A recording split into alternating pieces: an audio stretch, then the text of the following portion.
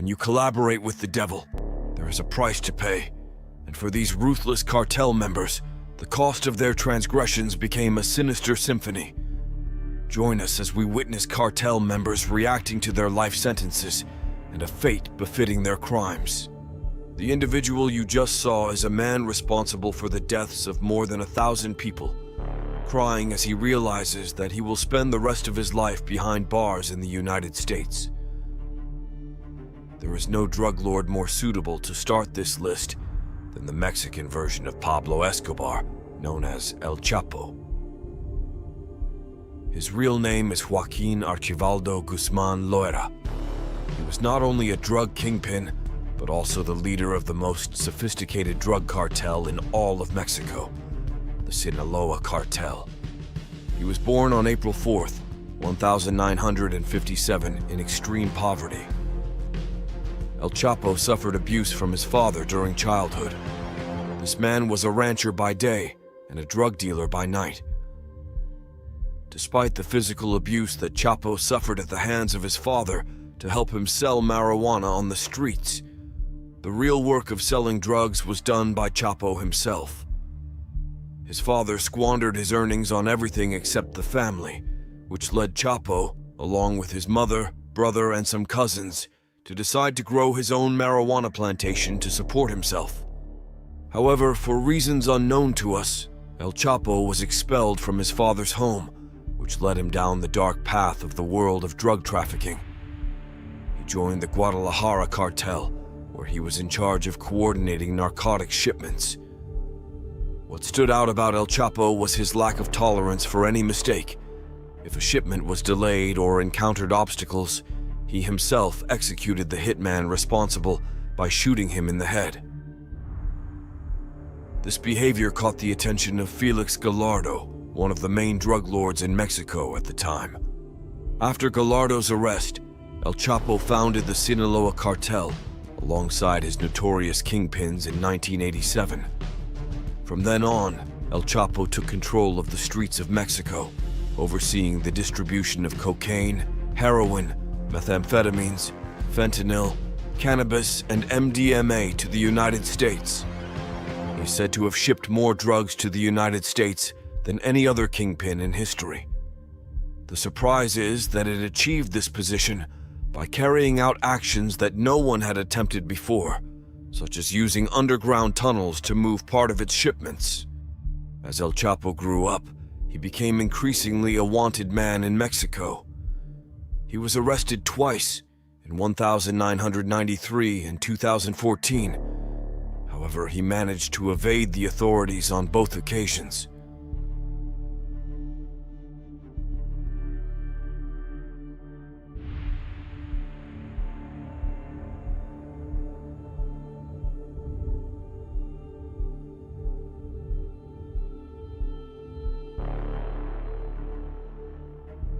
In his last attempt to bring him to justice, El Chapo was arrested for the third time in 2016 and extradited to the United States.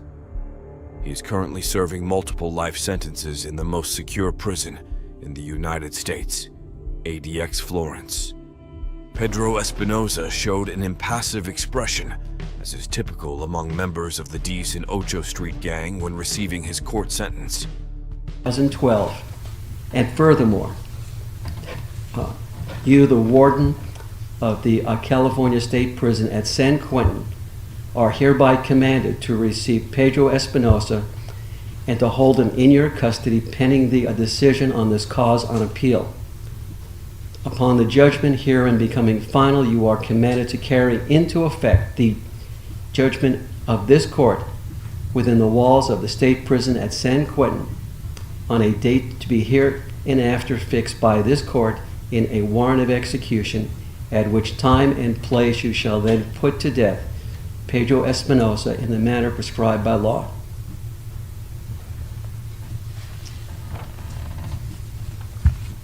The defendant is also ordered to pay to the State Victim Compensation Board reimbursement in the sum of $7,500.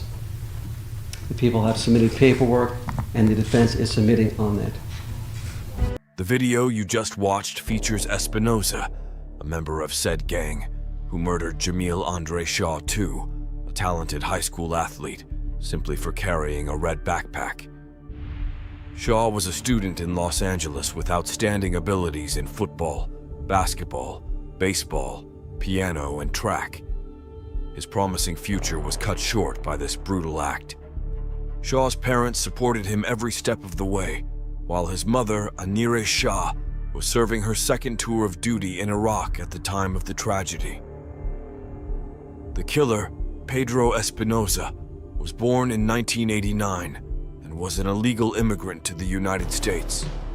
His criminal history began in 2007 when he was arrested on gun charges and assault on a police officer.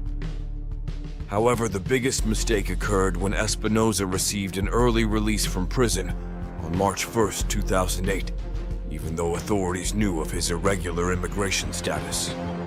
The situation takes a surprising turn. At 8:40 p.m. on March 2, 2008, two Hispanic men got out of a white car and confronted Shaw, asking him which gang he belonged to. One of them was Pedro Espinoza. As young Shaw walked from the Beverly Center, just 3 blocks from his home, he was confronted by Espinoza and his gang partner. Shaw was asked what gang he belonged to upon seeing him wearing a Spider-Man backpack, mistakenly assuming he was a member of a rival gang, the Bloods, associated with the color red. Shaw, stunned by the confrontation, was unable to speak and was shot dead on the spot. Shaw's father heard the gunshot from his home and called his son to warn him about the area, not knowing that his son was the victim. When he received no response, he ran to him and remained with his son until the arrival of medical personnel. Shaw was taken to a hospital where he was pronounced dead at 9:55 p.m. As for Espinoza, this was his first day out of prison, so it wasn't long before he was recaptured and charged with first-degree murder. After 4 years of legal proceedings, Espinoza was sentenced to death on May 23, 2002. From the deepest shadows to the growth of retribution, these cartel and gang members experienced a dance with destiny like no other. As their stories became intertwined with poetic justice, it is curious how they hardly experienced the same pain they inflicted on many innocent civilians. Marciano Vasquez, aged 70 to 80, is a very small number compared to the actual number of people Vasquez executed during his service to the cartel. In March, Vasquez and a group of hitmen kidnapped 3 people in a remote Mexican town and ordered the deaths of at least half of those kidnapped. And what about the 2003 incident in which he set a 6-year-old girl on fire and forced her parents to watch her burn to death? Then he burned his father, practically exterminating his entire family in a single day. Vasquez was a regional leader of the Zetas. If you have heard of the Zetas, you know that they are one of the most dangerous criminal organizations in Mexico and are capable of committing incomprehensible acts. I'm talking about decapitating his victims, practicing cannibalism, eviscerating parts of their bodies, and feeding his victims wild animals. The current leader of the Zetas is called the Executioner, a nickname that was fairly attributed to him and that should give some idea of the brutality of these individuals. Going back to Vasquez, he was a man who had the courage to do anything he was ordered. He was also the one who gave orders to the hitmen. In addition, he was involved in the organization's shady dealings, allegedly working hand in hand with prominent Mexican politicians. Humberto Morera and his brother Ruben Morera. Later, Vasquez coordinated the substance trafficking routes used by the organization in Coahuila, bribing virtually everyone to ensure that Zeta shipments passed through without problem. But his story does not end there. From drug trafficking and the illicit marketing of weapons to the prohibited sale of pornographic material and the exploitation of human beings, Vasquez was involved in everything. Between 2009 and mid-2000, Vasquez brutally carried out the murder of 30 different people in cold blood. However, he was arrested on July 15, 2005, and sentenced to 7 life sentences on numerous charges. He was not allowed phones in the courtroom during his sentencing, and through footage taken after his conviction, he was seen with his head bowed, lamenting the fact that he would be locked up behind bars for the rest of his life. Caius Vioivis, who was not exactly a member of a cartel, but of a motorcycle club known as Hell's Angels. The Angels were established on March 17, 1948 in Fontana, California, when several small motorcycle clubs in the United States decided to merge. Although they may seem harmless on the outside, these individuals have been linked to various federal crimes, from drug trafficking to prostitution operations. In May 2019, a court in Utrecht, the Netherlands, issued a ruling that completely banned the Hells Angels from their country. Even in Germany, certain chapters of the club have been banned, with a judge declaring that they pose a danger to public order and the rule of law. Club members still maintain that they are not involved in organized criminal activity and are simply motorcycle enthusiasts who have banded together to ride together. Well, we can't confirm the veracity of that, but let's consider Caius's case as a case study. Caius was born and raised in Pitten, Pennsylvania, where he lived with his adoptive parents. He was also a troubled young man and was once arrested by the police for possessing a double-bladed assault knife, which earned him a year of probation. This changed nothing about young Caius. In fact, it only got worse. Over the next few years, he was shuttled between 3 different hospitals for substance abuse, alcohol, heroin, and mushrooms. He even assaulted a member of staff on one occasion. But things get even worse.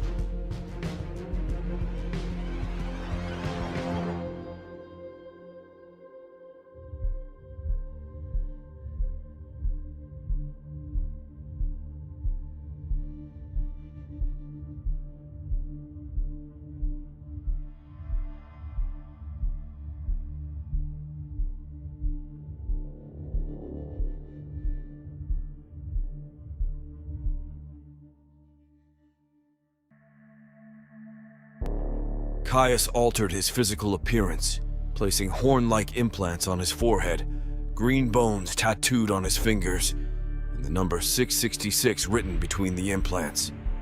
He called himself a vampire and Satanist. Oh, by the way, his real name is not Caius. In reality, he is Roy Kinski Jr.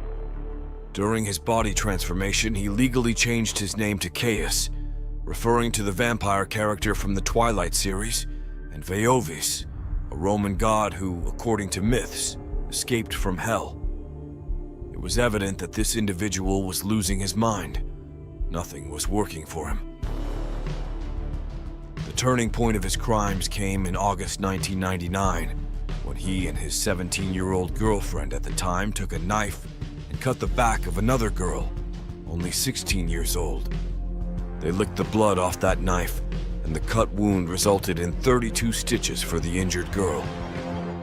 The legal case that earned him his life sentence was won in 2014, which alleged his involvement in the murder of 3 men: David Glasser, Edward Farman, and Robert Chadwell.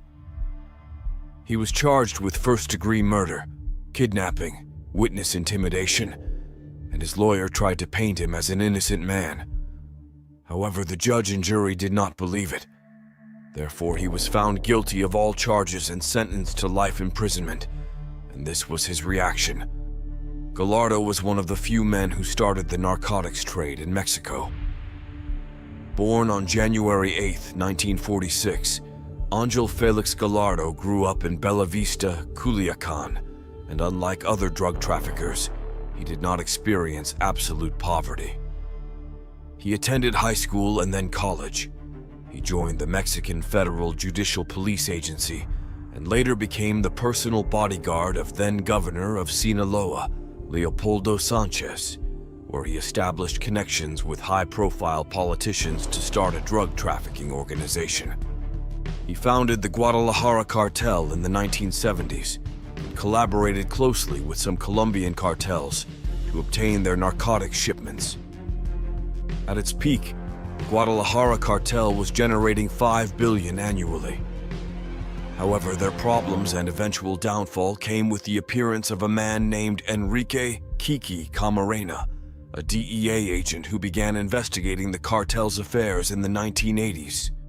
After approaching some members of the organization, he obtained information about the cartel's marijuana plantation and additional details about the involvement of certain low-level politicians in the drug trade and shipments to the United States. Camarena subsequently informed the Mexican federal government of his discoveries, which led to the raid on the Gallardo plantation. This evidently infuriated Gallardo, and on February 7, 1985, he ordered the kidnapping of Camarena and his helicopter pilot as they were about to leave the consulate general in Guadalajara. Both were taken to a secluded place where they suffered non-stop torture for 30 hours. Enduring such a level of torment can be lethal, and indeed it was. After 48 hours in the hands of Gallardo and his men, Mr. Camarena and his innocent pilot were murdered, and their bodies were abandoned on the side of the road. However, they were later found by Mexican authorities, causing outrage in the United States. With the government of this nation demanding that the Mexican government arrest everyone involved, a slight inconvenience arose, since Gallardo had the government on his list of employees. There was no way they would hand him over, but due to intense pressure, the Mexican government was forced to hand him over. He was arrested at his residence in Guadalajara while still wearing his bathrobe. He put up no resistance, and the use of weapons was not required, which seemed quite unusual.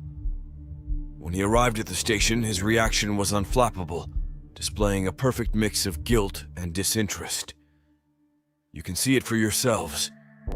Despite being sentenced to 40 years in prison, he was granted house arrest in September of 2022. Jorge Eduardo Costilla Sanchez shows an imperturbable reaction during his extradition to the United States. When you think of the greatest drug traffickers of all time, a few names come to mind, but few consider Jorge Eduardo Costilla Sanchez possibly more ruthless than some of the greatest drug traffickers you can imagine. Born on August 1st, 1971 in the state of Tamaulipas, Mexico, Costilla began his career as a municipal worker before obtaining information about the drug trade through some friends. In the late 1990s, he befriended then Gulf Cartel leader Ociel Cardenas, who indoctrinated him into the cartel and elevated him to high rank due to his enthusiasm for violence and conducting the operations of the drug business. Cartel drug trafficking. Costilla and Cardenas met two DEA spies who entered their territory to monitor their cartel's operations. However, these spies reminded them of the consequences of killing an American citizen and a federal agent. They thought about it and chose to allow these men to live. However, they still did not face the consequences, since on March 14, 2023, Cardenas was arrested during a confrontation with the Mexican armed forces. Cartel power was then transferred to Costilla, who decided to partner with Cardenas' brother, Antonio Guillen, along with some other drug traffickers. These individuals turned the Gulf Cartel into a scene of civil war, with their constant struggle for power and disagreement. It was during that time that the Zetas broke away from the cartel and began a revolt against their former leaders, marking one of the bloodiest wars in Mexican history. However, fate finally caught up with Costilla when he was arrested on September 2, 2002, in a small neighborhood in Tampico. It seemed as if he knew his time had come because he didn't resist or fight. During his detention and prior to his arrest, not many people knew his identity or even his appearance. There were only 2 photographs of him. However, in 2005, he was extradited to the United States and sentenced to life in prison, a sentence that evidently made him experience regret.